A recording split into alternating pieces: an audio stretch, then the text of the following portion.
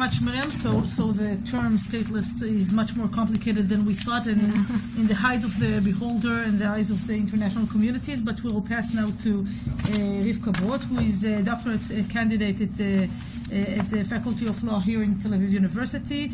Her dissertation, which is already written, right?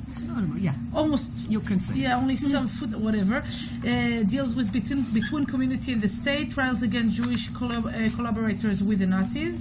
And Rivka will address here a somehow connected topic, which I will find in a second, which is, taking collective rights seriously, the Jewish DP struggle for legal autonomy. So this should point to you, okay, and the floor is yours. Okay, thank you for having me here. And I must admit that it strikes me how a small or relatively small group and transitional group like the displaced person people are in effect a part of a much more bigger Jewish and international picture that relate in so many ways to what we heard in the first panel. Not to mention that I live in Louis Marshall Street, which is very close to Louis Brandeis Street. So we are all a big happy family.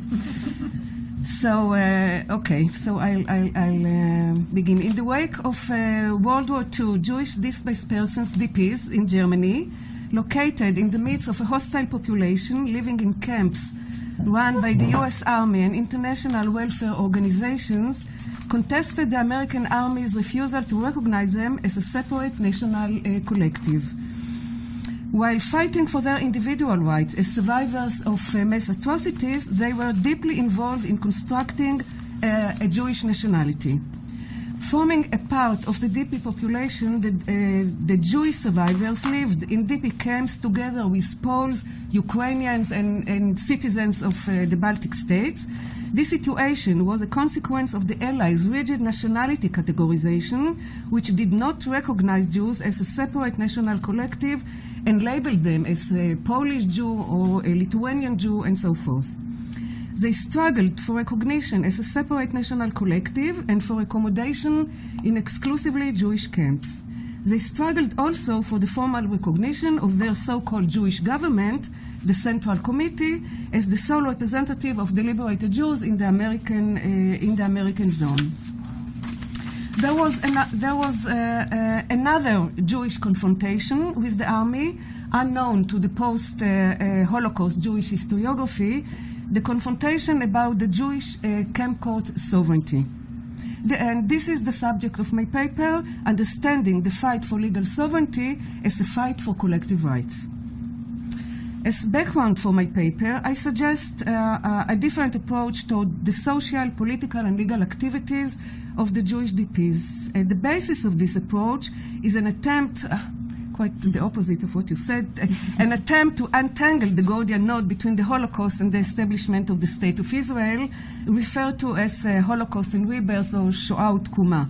This link was one of the central components of post-Holocaust National Zionist ideology, according to which the establishment of the State of Israel was viewed as the only possible lesson to be learned from the Holocaust.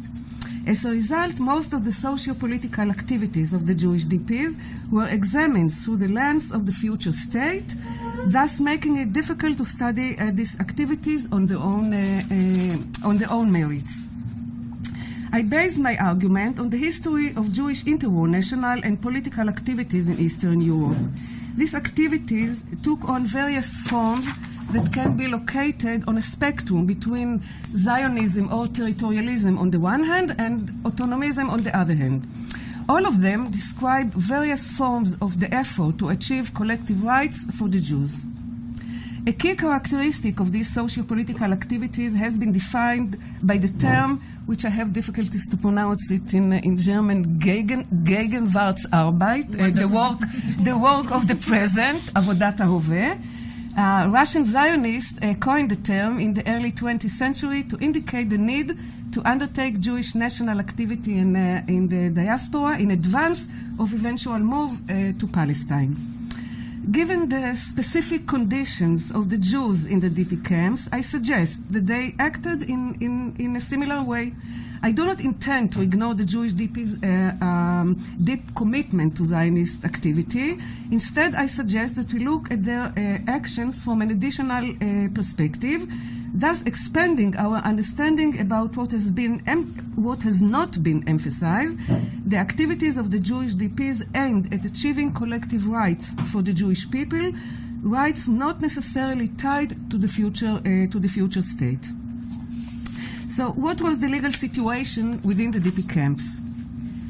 Toward the end of 1945, when UNRWA officials were appointed to head the camps instead of the army officers, almost every camp established its own court. The camp courts tried Jewish and non-Jewish camps. The camp courts tried camp residents for minor offenses committed within the camp's territory or violation of camp regulations. The legality of the local courts was questionable, but the army, the military government, and UNRWA, who were aware of their contribution to maintaining law and order in the camps, turned a blind eye. The army explicitly forbade imposing imprisonment sentences by any camp organ. It allowed the use of administrative measures only. In these camp courts, let me describe the Jewish legal system in the camps. As early as the Jews had been accommodated to Jewish camps in the summer of 1945, they established a secular national Jewish legal system comprised of two main categories. The first one, the day-to-day legal system that was responsible for the proper running of the daily lives in the camps. It was a bottom-up legal system that functions through local camp courts established separately by each camp.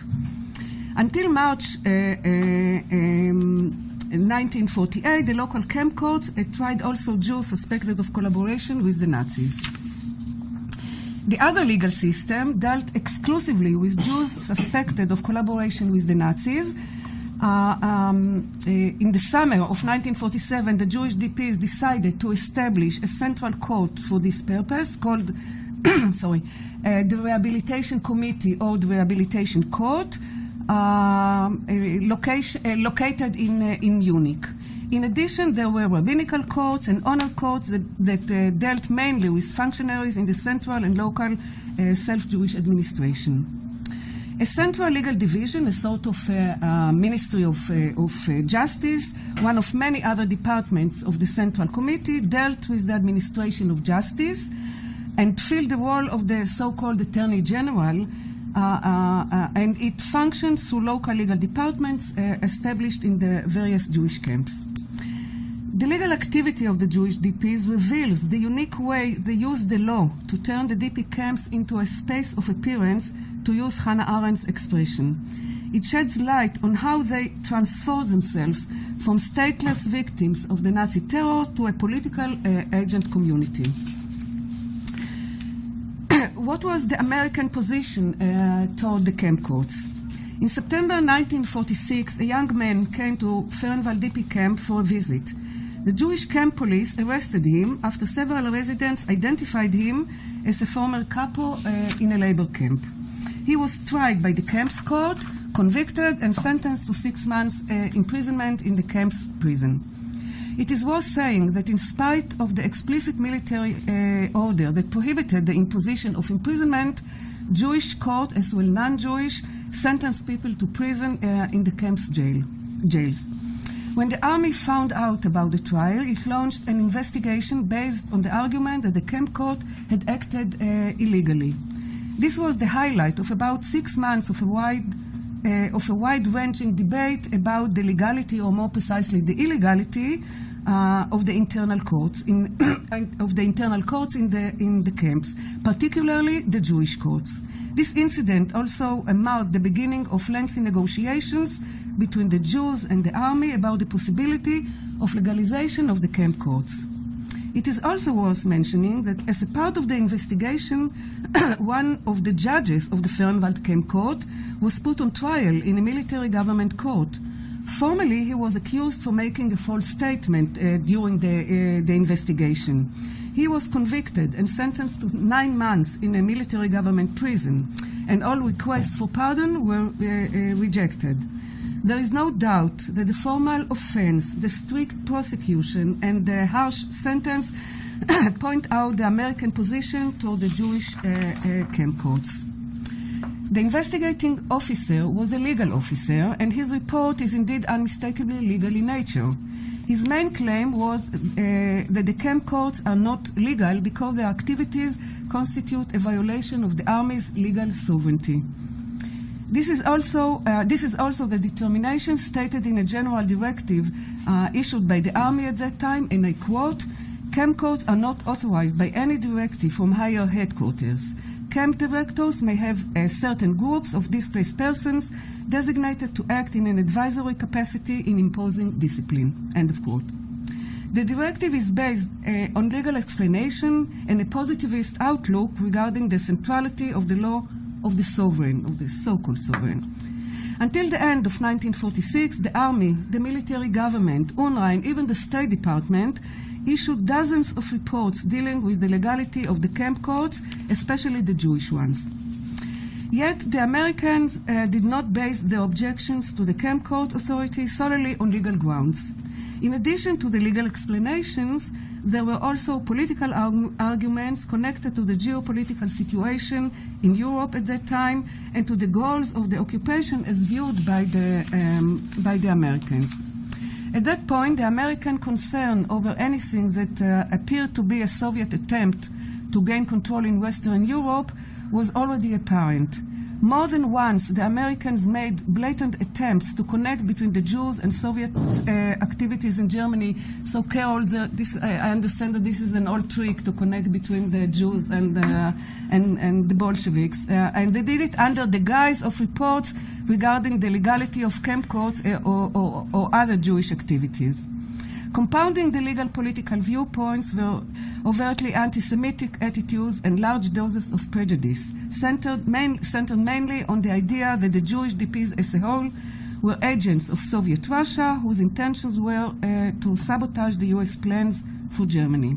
This attitude was part of the belief shared by more than a few officers that the Jews were seeking to control the world. So, to sum up the main American arguments against the Jewish camp courts, the camp courts were illegal. They are representing a government within a government, and the Jews are a serious security threat, and as a result, they should be under strict military discipline and definitely not be granted legal sovereignty. Now let's move to the Jewish position. What was the Jewish position toward the issue? The documents reveal the uncompromising stand taken by the Jews, the demand that their courts be recognized and given authorization to function fully, including imposing imprisonment sentences. I think that this stand represents a well-defined attitude about the importance of autonomous legal system in the process of reconstituting an independent national community and its own collective rights. The issue was raised at several Central Committee meetings during which the Jewish position was stated very clearly, and I quote, "The Central Committee opines the Jewish courts should exist as agency with all court rights or not exist at all." The camp courts issue focused on a specific, fundamental internal question limited to the Jewish camp's territory. At the same time, it extended beyond the confines of the DP camps. We can integrate this issue with international Jewish political activities focused on a non-territorial Jewish collective in the context of the refugee crisis in post-war Europe. One of the most impressive examples of this type of action was the campaign waged to restore Jewish cultural assets stolen by the Nazis, for which there were no legal heirs. These efforts, which centered on the demand to recognize the Jewish people as the rightful owner of this property, went counter to the traditional rules and practices of international law, according to which only states are entitled to compensation and restitution. So, from the American point of view, how can we explain or justify their position? We must bear in mind that the legal debate was unique in nature and significance. Despite their great importance for the Jews, establishing separate, exclusively Jewish camps and recognizing the Central Committee were not issues that could be construed as real threats to the American sovereignty. In contrast, an autonomous Jewish courts and the right to impose prison sentences were viewed by the Americans as both undermining their authority as the sovereign and encouraging Jewish sovereignty. Challenging American sovereignty was unthinkable from the Army's point of view, since they saw it as harming Americans' interest in Germany. The same goes for encouraging Jewish sovereignty. The Americans were hoping for the Jews to integrate in the German society or moving out of Germany as soon as possible. Granting the Jews the right to conduct an independent legal system did not match American plans. We can see it by way of negation when we examine the attitudes toward the German courts on the one hand and toward the political and social organizations being re-established in Germany on the other. The maintenance of an independent German legal system was one of the main goals of the American occupation. The Americans, it seems, did not doubt that an independent legal system was an integral part of the process of shaping a new sovereign state. On the other hand, German political and social activities were an entirely different matter. The Americans opposed any political social activities by the Germans because it threatened the denazification process. As far as the Jews were concerned, the Americans behaved in a reverse manner. They refused to recognize the sovereignty of the Jewish courts, while at the same time granting recognition to the Central Committee as a representative body of a national group. Like the Jewish DPs themselves, the Americans also looked upon the Jews as a political community and not as a random group of survivors waiting in a temporary place for a permanent solution outside Germany. In the new geopolitical situation that Europe was about to face, approval of independent legal courts conflicted with their plans for Germany and for Europe in general. This is part of my conclusions looking at from the Jewish point of view, what was the importance of the legal struggle. The Jewish DPs chose to confront the American army over a legal question, which actually was far from being a pure legal matter. Internally speaking, it was a step aimed at giving legitimacy to the local courts and establishing their internal authority. Yet the external point of view was not less important. The Jewish DPs utilized the law not only for the purpose of maintaining law and order. It was equivalent to a political act of self-determination as a separate national group by means of the law. From this perspective, one can appreciate the Jewish courage in confronting the so-called sovereign over an issue that not only touched on their everyday life, but also on the core of their existence as a national Jewish collective after the Holocaust. I suggest that the importance of this collision lies in the very fact that it took place. The fact that the period in question is a very short one in Jewish history, and that this was a Jewish community which in effect disappeared when the DP camps were dismantled, cannot detract from the importance of the political action for national collective recognition and rights. The historiography of the Jewish DPs saw this transitional period as a fertile ground for post-war human rights activity. The historian Dan Diener added another aspect, stating that, and I quote, "It is arguable that the immediate founding of the State of Israel had its beginning in the southern Germany." So this is the American zone of occupation. I offer a different perspective. In this short interim period, the Jewish DPs constituted a kind of national laboratory, an experimental project in obtaining non-territorial Jewish collective rights in the post-war era. And they did it by means of the law. This experiment, or so-called experiment, had nothing to do with the future Jewish state. Instead, it had everything to do with the Jewish DP's work of the present. So let me conclude with the words of Shmuel Gringaus, one of the most prominent leaders of the Jewish DPs in the American zone, regarding the pre-war Jewish autonomy in Lithuania.